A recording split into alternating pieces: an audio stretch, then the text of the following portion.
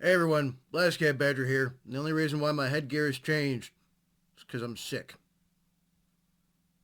And tired of people not subscribing. Okay, so, whoa. I actually am sick, yes. No, it's nothing super serious. Just enough for me to change what I put on my head. And the rest of it I try to keep nice and hidden beneath the surface of my stone face. But before I jump into it, yes, 70% of y'all are not subscribed. So, here's what I'll tell you. There is a red and white button below the video. Click that one. There's a button in front and behind it. Click those as well. And I'm not going to drag out the intro. Let's jump into it. So, MrBallen just released something new for us. And this one sounds really intriguing to me. Female Hannibal Lecter given harshest sentence possible. Mature audiences only. Okay. Well, I might as well jump in. My beard looks more ratty than usual, and I don't have my favorite hat on, so, and I'm sick. Let's jump into this.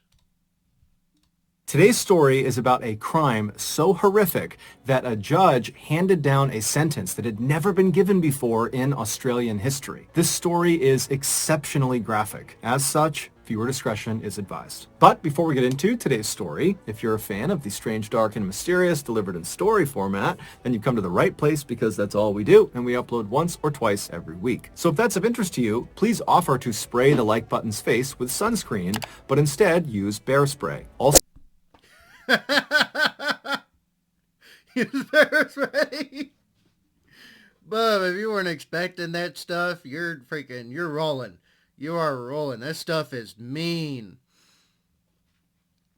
And yes, I am sick. Sick of people not subscribing. But they keep going back to the channel. And they click on things and watch things and comment on things, but they're not subscribed. Let's continue. Also, please subscribe to our channel and turn on all notifications so you don't miss any of our weekly uploads. Before we get into today's story, I want to talk to you about today's sponsor, Honey. Are you tired of paying full price for your bear spray? Actually, you know what? We'll watch this one. We will. Me too. That's why I started using Honey. Honey, like bear spray, is one of those things that you don't realize you need until you have it. Then you're like, and very honestly, Honey comes in handy for any online purchasing stuffs, okay? So any online purchasing stuffs, I use Honey. I also use VPN and IP scramblers and several different types of encryptions to get around like regionally affected prices and shit. So, yeah. then you're like, how did I ever live without this thing? Honey, which is completely free, automatically scours the internet for discount codes and coupons for nearly anything you happen to be shopping for online. It's genius. Use Honey, save money. And just think, with all that Honey money you're going to be saving, you can finally upgrade from bear spray to dinosaur spray. So if you want to be like me and continue to bring the good fight to the like button, go ahead and add Honey for free to your browser by going to joinhoney.com/ballen. Okay, let's get into today's story.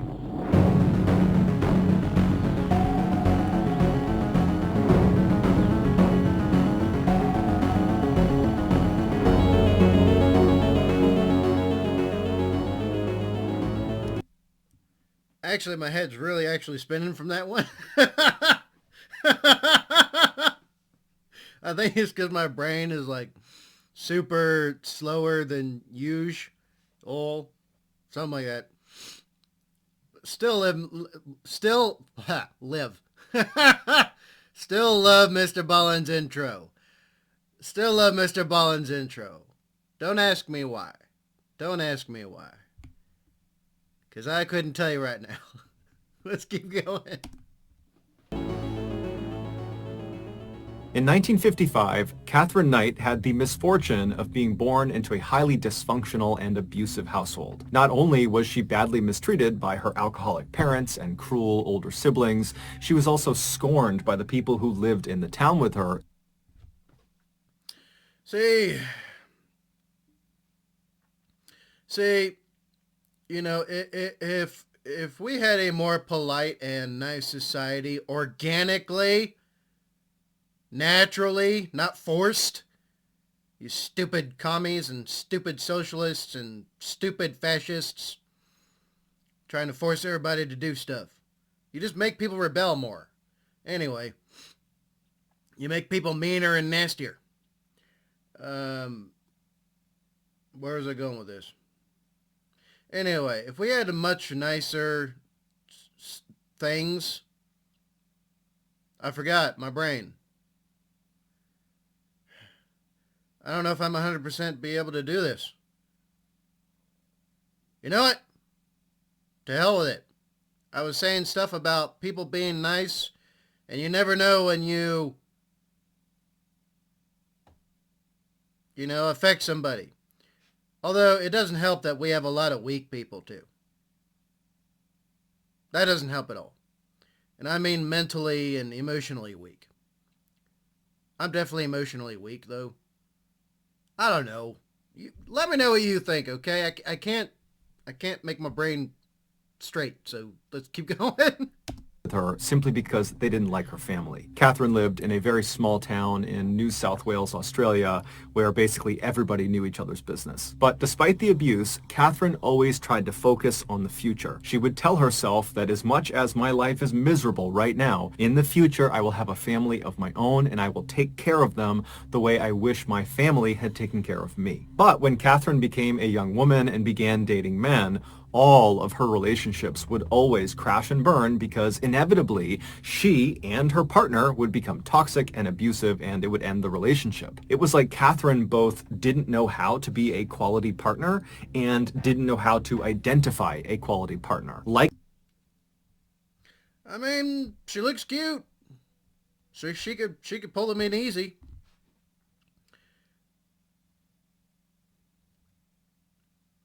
I think we're getting real deep into some, what is it, cycle of abuse?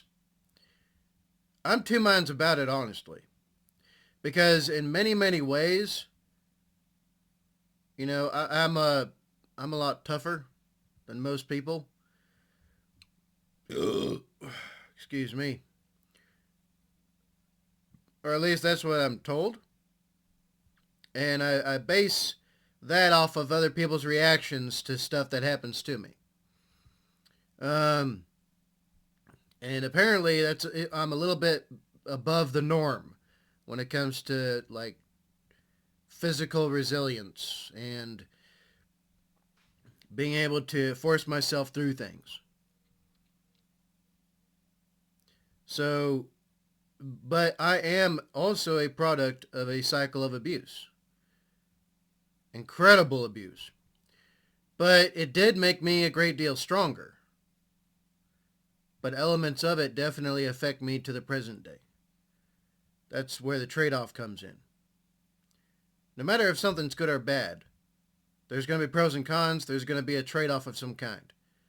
You might get something good but pay for it in a bad way later, or get something bad and pay for it in a good way later. It all depends on what's going on.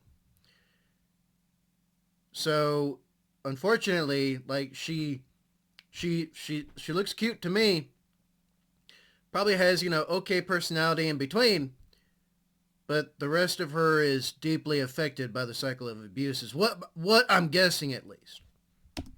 Because she didn't know what that looked like. She had been raised in this horrible household. But in 1995, when Catherine was 40 and really starting to feel desperate for someone to actually love and to love her back, she would meet a man named John Price, who was also... She reached the age of 40 and she was desperate. Sounds like a majority of women in that age group today. They're all dead. Like, there's articles about this and everything. But I think it's for a different reason.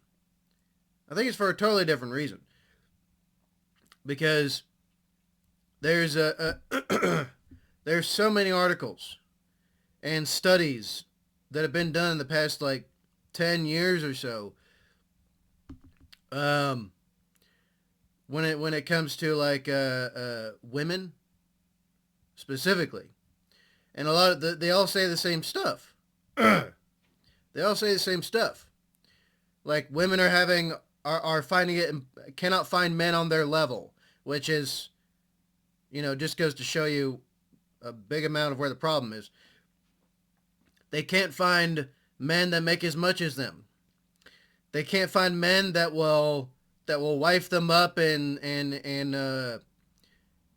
settle down with them. They can't find men who want kids with them. And the question always asked is, where have all the good men gone? Well, here's the thing, ladies. Here's the thing. Men are withdrawing from society. You wanted all of these things, right? You have a list of 1,000 things you want from men, whereas men have only had a list of like 5 things they've wanted from women ever. And so we've allowed you to force that list of 1,000 things into society, and now that society is become its own cycle of abuse. Because you expect men to treat you like, just because you exist, you should be treated like a goddess? No. Absolutely not. But anyone who tells that truth, that fact, is going to be hammed up. And that's actually sad, because it means that a vast majority have literally equalized themselves, or whatever you want to call it, feminized themselves out of being able to find any men because they drove men away. It's not that men are scared of women. Vast majority of men, huge majority of men, just don't like drama. We don't like headaches, and we don't like super duper making things complicated for no reason.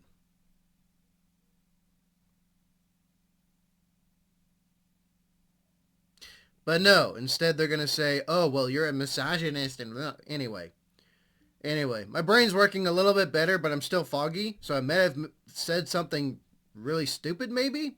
So, or maybe something I know is true, but other people will think is stupid. I don't know. Y'all let me know in the comments, okay? I'm going to stop rambling. I'm sorry. Okay? I'm sorry. My brain just goes places. Especially when I have different headgear on. I need my hat back. Also 40, and he just seemed fundamentally different than every other man she had ever dated. He was empathetic to her troubled past, and he seemed to really care for her and really wanted to kind of take her under his wing and love her. And so immediately Catherine just fell head over heels in love with John, and in return it seemed very much like John had fallen head over heels in love with Catherine. That year... This sounds like me and my ex. Dude, get away. Dude, get away. Bub, no. No. Run. Run. Run. Get away from her. Get away from her. And of course I'm going to piss off a lot of people by saying that. But look. Crazy is best left alone. And here's the thing. If we had a much nicer society, this wouldn't have happened, would it? Instead of a nice society by fiat. I think I said that right. I don't know. Anyway, Bub, get away. Get away. It's not worth it. Nobody is worth that. Nobody. I don't care what you say. Nobody is worth that.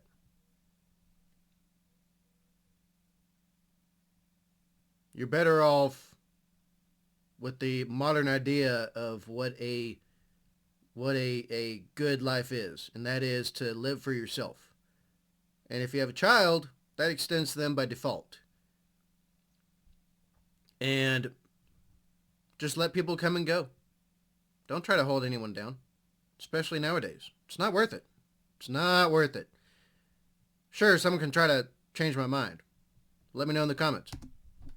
Catherine moved in to John's house where he lived with his 3 young daughters, who right away took a liking to her. And so for the first time, Catherine felt like her life was really going the way she wanted it to go. But unfortunately, this would not last. Despite the seemingly perfect start to Catherine and John's relationship, it eventually began to sour when Catherine began to ask John if they were ever going to get married. Catherine really wanted to get married. She wanted to kind of officially have a family of her own that she could take care of, but John was weary of marriage because he had just left a failed marriage, and he told Catherine that realistically he might never want to get married again. And so Oof. This sounds exactly like me and my ex. Except the worst that happens is that I suffered and she didn't. Wait, maybe it is almost the same, except I'm still alive. Or something. Shoot, man. My brain's going in so many directions right now. And I'm a little scared. And so over time, this issue really drove the two apart. And it all came to a head in early February of 2000 when John and Catherine were at his house. They were in the kitchen and they got into a heated fight over marriage. And then before long, they were both getting physical with each other. And during this altercation, Catherine kind of scrambled and grabbed a knife on the counter and actually slashed John across the chest. And as soon as she did this, the fight came to an end. John screamed at her to leave the apartment and never come back. But Catherine was already storming out of the apartment. They both understood that a line had been crossed, and almost certainly their relationship was now over. But over the following days and weeks, Catherine, who had moved into a different apartment at this time, kind of near where John was living, she felt very lonely, and even though she knew her relationship with John was not a healthy one, she longed to patch things up with him. She didn't like being alone. She wanted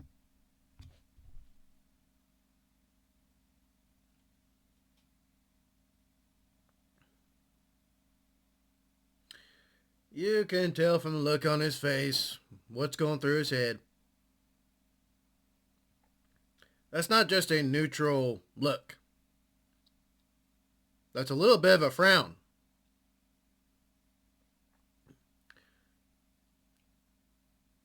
She's happy, but he is not. But he's doing like the negative form of stoicism. Bub, I've been there. Been there, done that. Too many damn times. Such a contrast.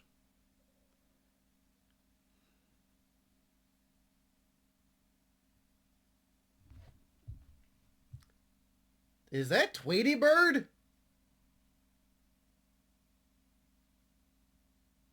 Huh. Interesting.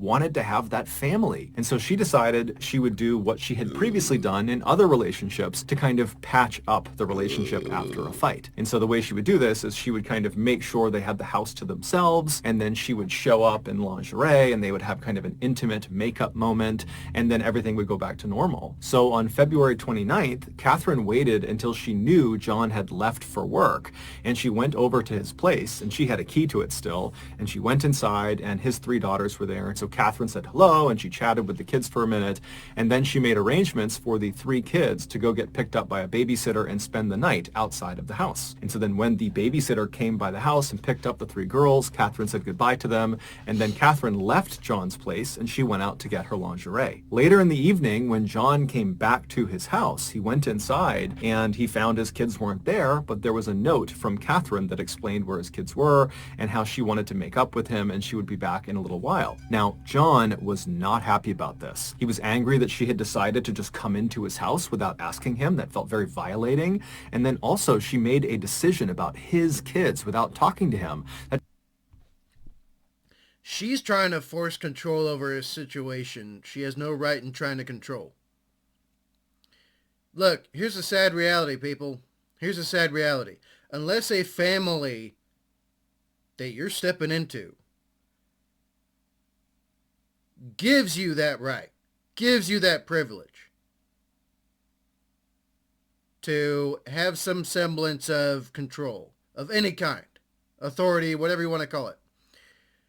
You ain't got no right trying to press nothing on it. None whatsoever. It's not your place.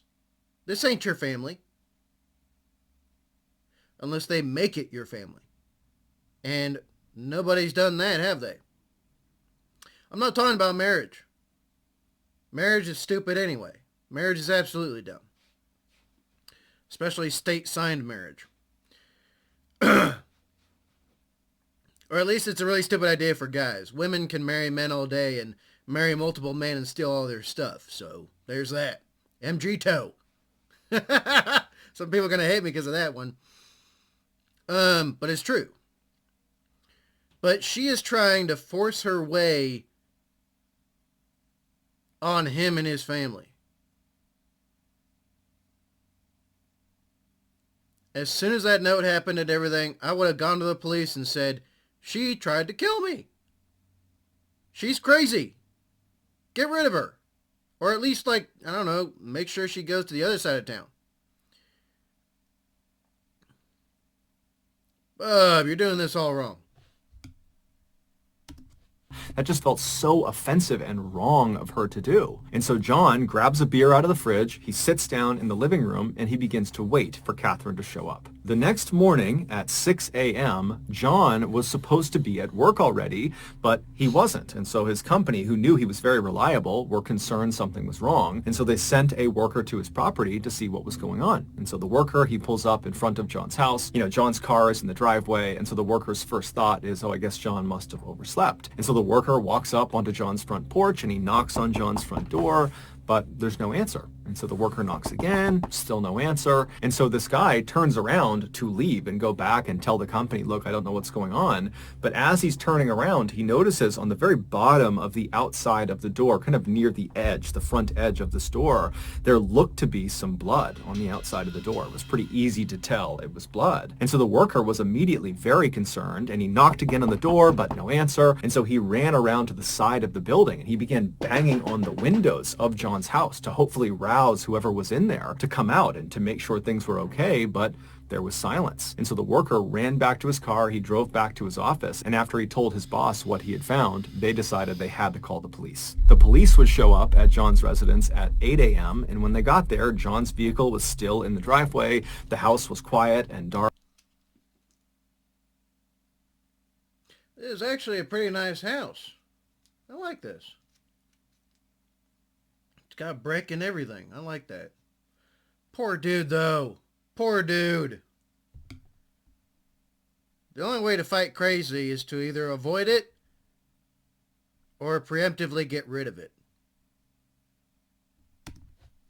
And so the police, they walked up to the front door, they knocked on the door, there's no answer, it's silence. And so they walk around to the back of the property to try the back door. And as they're walking into the backyard, they see in the middle of the grass, right behind a window that led into the house, there was this plate of food that had been clearly thrown out of the house and landed face down on the grass. And so the police see that, they're thinking that's pretty weird. And so what they do first, before even going to the back door, is they turn to the window, which clearly the food had been thrown out of, but whoever had done it had then shut the window. And so they go over to the glass and press their faces up against it and peer inside. And there's no John, there's no people, there's nothing inside, it's dark. But right inside of this window is this big dining room table, and it's covered with this amazing spread of food. It looks like a Thanksgiving Day meal had been prepared, but then no one had eaten from it. And so they're thinking, okay, well, for whatever reason, one of these plates of food was thrown out the window. That's very odd. And so the police come off the window, they walk over to the back door, they knock a few more times, but after even more silence, they kick the back door down and they go inside. As soon as I'm assuming John probably threw it. She tried to placate him with like food and stuff after she tried to kill him. And he was like, I'm having none of this shit. And then that set her off completely. I bet you anything that's part of it. they step in, there's two officers. They walk straight into the house with the dining room table with all that food on their left, and there's nothing that stands out. They're calling for John. It's silent. Everything is off. Everything is quiet. And they keep on walking into what appears to be the living room where the TV is and where there's a couch. And as soon as they walk in, they see there's blood everywhere. And towards the front of the living room, where the front door actually opened into the house, there was a very obvious pool of blood. Basically, if you stepped into the house, you'd be stepping into this puddle of blood. And as they're looking at this pool of blood, they see there is a distinct blood trail from the pool back into the living room that they have just walked into, and the trail kind of leads behind a couch out of their view. And so they walk around the couch to see what's at the end of this trail, and they find Catherine Knight's crumpled body on the ground. And so right away they rush over to her and they feel for a pulse, and they discover that she actually does have a pulse, but very obviously she's clinging to life, barely. And so one of the officers stays with Catherine while they're calling in paramedics to come in and deal with her, while the other officer draws their weapon and they begin searching the rest of the house. And so the officer walks past the front door on their left, and they go into the other side of the first floor, which is basically like this lounge room, kind of like a secondary living room. And as they're looking out across this room, they see there's no one in it, but there appears to be this curtain blocking the entrance to some other side room. And this officer, as they're looking at it, they look down and they notice there's another blood trail that starts from the front of the house. It snakes all the way across this lounge room and kind of disappears into this covered up room. And so this officer yells out for John, but there's no answer. And so he ends up going all the way across, checking as he's going, looking around, but there's no one there. And he gets to this towel, and with his non-shooting hand, he kind of pushes it out of the way, and he looks inside of this space. And it turns out to just be a small closet. There was nothing of note inside. It didn't really make sense that the blood trail had led to this closet. But then, as the officer is kind of wondering why the blood trail ended here, he started to feel something cold on his non-shooting arm. And so he looked down at his arm, and he saw there was this huge streak of blood on his arm. And he knew he had not been wounded in some way. This was not his blood. So how did he get blood all over him? And then he stepped back in horror, because he realized the curtain that he had just moved with the arm that had blood on it was not a curtain. The night before, John sat in his living room waiting for Catherine to return, very angrily waiting for her to come back. But by 11 p.m., she hadn't. And don't tell me she skinned him. Oh no, don't tell me she skinned him. But then where's the rest of the body? Okay, well, they haven't searched the entire house yet, but still, where's the rest of where are his remains? And she's probably pretending, or John put up a hell of a struggle after she mortally wounded him. One of the two definitely happened. Or at least that's what I think. I'm very sorry if it seems like I'm blinking a lot and making a lot of faces. But like I have severe nasal irritation, and my eyes get really it feels like as if they're dry and have sand in them, but I know that's not the case. And no, it's not Omicron. I've already fought all of them off and won. It's something simpler than that.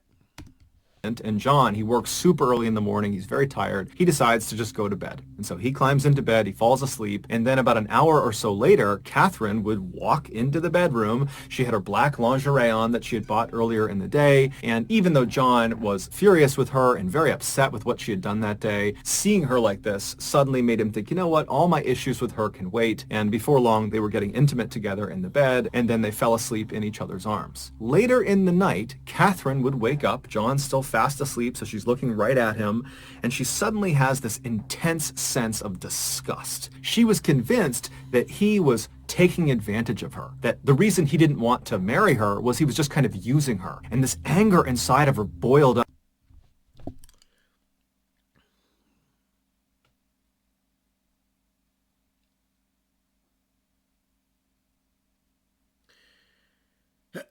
Here's the thing. Ladies, for men such as myself, and a good amount of hardworking men, who are not abusive and not complete and total just Shathids, okay, if you know what I'm referencing. Oh, my Lord. If we choose you, we stick by you. Marriage is just a piece of paper. It literally is just a piece of paper. That's all. That's all that it is a piece of paper. But it's a deadly piece of paper to men. So if a man decides not to marry you, but keeps you by his side, that's as good as a marriage. And if you are only after marriage, but you're not after the man, then yeah, my man, stay away from girls like that. Stay away from them. If they want just marriage, but they don't particularly just want you, that's a huge red flag. Cut your losses and go. Find the next one. There's plenty of women out there. Up, and she decided right then and there.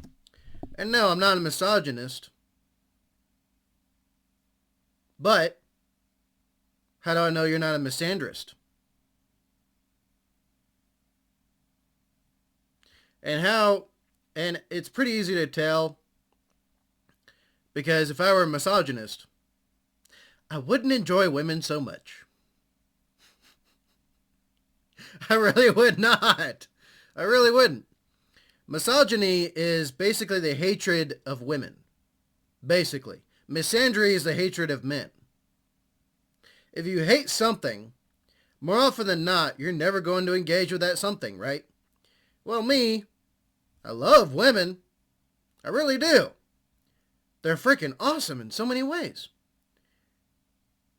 It's just the vast majority of them have way too much garbage in their brain.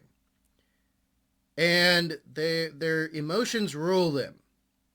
Now, if you're someone like myself, you understand how to react to certain emotions with your average female to affect the most beneficial outcome, okay? You understand that. You're empathetic to that, right? Anyway, look, okay, you know what? I'm going to stop. I'm going to stop because I'm going off on a tangent again. I need to shut up and focus on the video.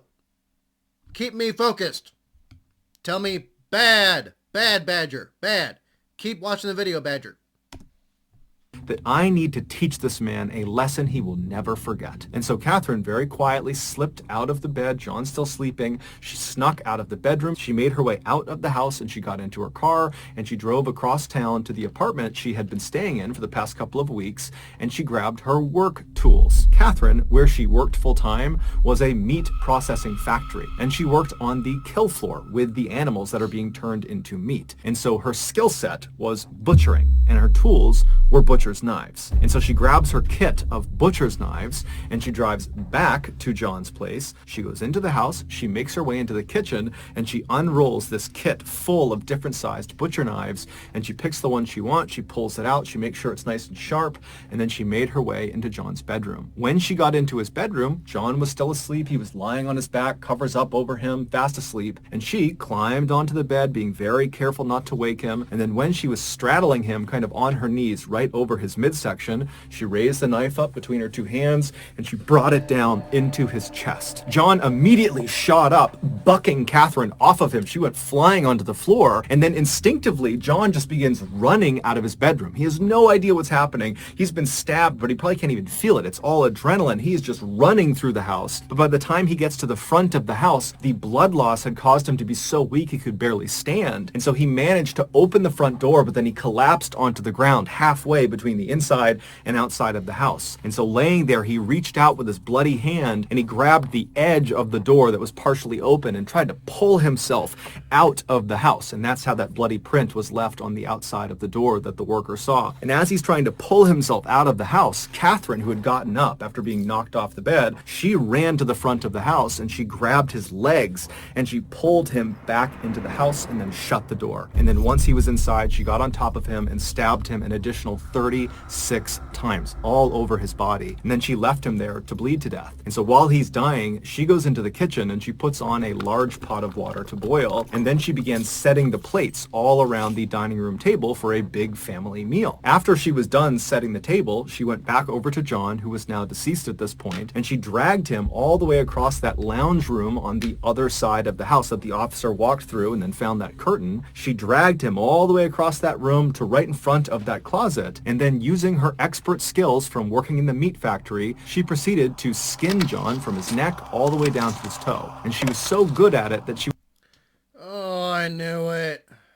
I knew it. Bob. Old dude. John. John.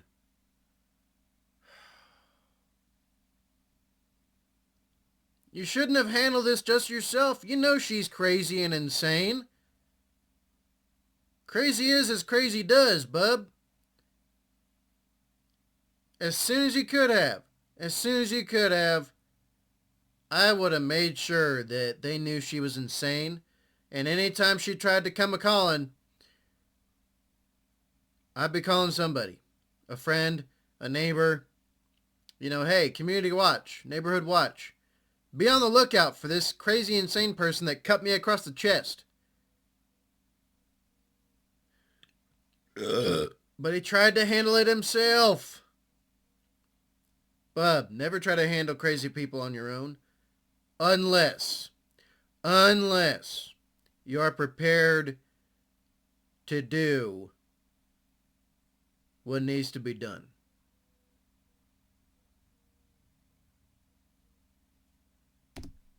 Able to skin him in one piece. And she took this skin suit and she draped it over the entrance to this closet. And then she removed John's head from the now skinned torso and she placed it in the water that she had put on to boil earlier. She was going to use his head to turn it into some sort of broth or gravy. And then she grabbed his skinned torso and dragged it into the kitchen and began butchering it and then making different dishes with his meat, different pies. She was gonna feed him to his kids? Or at least that's my assumption.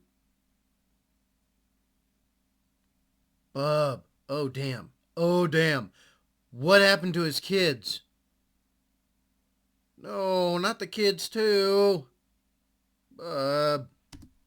And casseroles, and then after she had made this enormous feast out of John's body, she set the food all around the table that she had already laid out, and then she made little placards, little name cards that had the names of each of John's children on them, and she placed them in front of each of the plates, because her intention was to feed them their father. And then Catherine sat down at a plate that she had made for herself, and she began eating John, except it made her sick, and so she opened the window behind her, and she threw her plate of food out into the backyard. And then when she turned back around and looked at what she had done, she decided that instead of facing the consequences, she would just take her own life. And so she went into the bathroom, she grabbed some sleeping pills, and then she cut across the front of the house, walking through that pool of blood near the door. She made her way into the living room, she overdosed on sleeping pills, and collapsed on the ground. However, when the paramedics finally showed up the following morning, they were able to save her. And so once she stabilized in the hospital, she was promptly arrested for John's murder. She would ultimately be found guilty. However, she would never take any responsibility. And then during her sentencing phase, she was given life in prison, but the judge made a special clause just for her.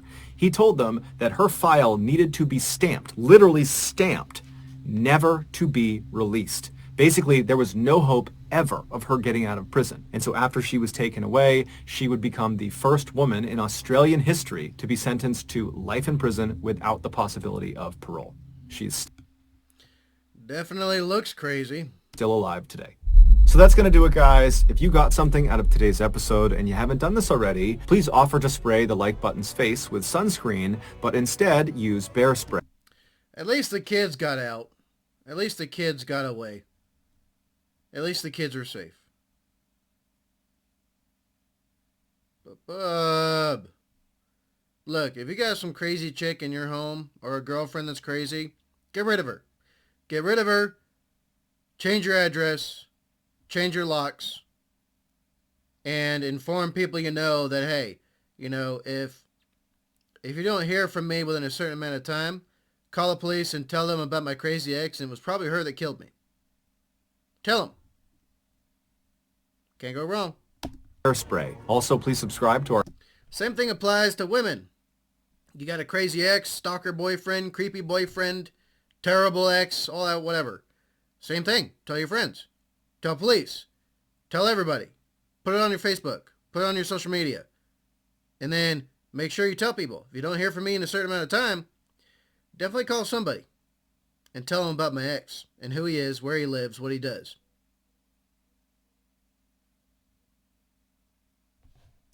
To our channel and turn on all notifications so you don't miss any of our weekly 1 or 2 video uploads. We now have a podcast that puts out weekly brand new content that you can only get on the podcast. It's called the MrBallen Podcast, Strange, Dark, and Mysterious Stories, and it's available on Spotify, iTunes, Apple, Amazon, basically anywhere you get a podcast, that's where you'll find it. If you want to get in touch with me, please follow me and then message me on any major social media platform. My username for all of them is MrBallen, and I really do read the bulk of my direct messages. We also have a second YouTube channel just called MrBallen Shorts, where we post random short videos and lost episodes. We also have a Facebook page that puts out near daily content. It's just called MrBallen. We also have a Snapchat channel that puts out episodes on Sundays. We have some very cool merch. Go over to shopmrballen.com to have a look. If you have a story suggestion, please drop it in our subreddit just called MrBallen. It's linked in the description below. So whether I see you on Instagram, Twitter, TikTok, Reddit, YouTube, Facebook, Snapchat, podcasts, wherever, just know that I really appreciate your support. And until next time, that's going to do it. See ya. All right, there we go, folks. There we go. So I'm definitely not at my best in this one right now, but I'm sure it'll entertain some of you in some way. My single brain cell is struggling to retain functionality, and my caveman instincts are taking over to just go ooga booga.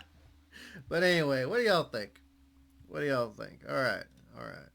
There we go, folks. There we go. All right, so what do I usually do at this point?